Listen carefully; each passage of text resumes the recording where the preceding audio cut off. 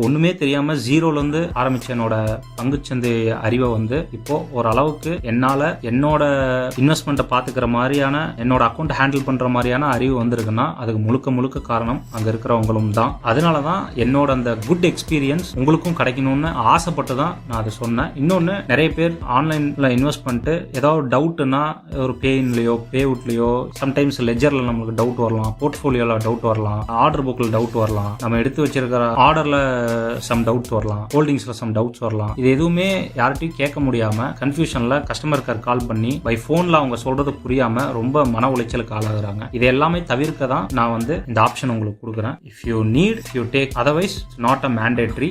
அதை நீங்க தவிர்த்திடலாம். ஸோ மக்களே, டிமேட் அக்கௌண்ட் இருந்தா இம்மீடியட்டா உங்களோட மாதாந்திர சேமிப்பை டிமேட் அக்கௌண்ட்ல இன்வெஸ்ட் பண்ணுங்க.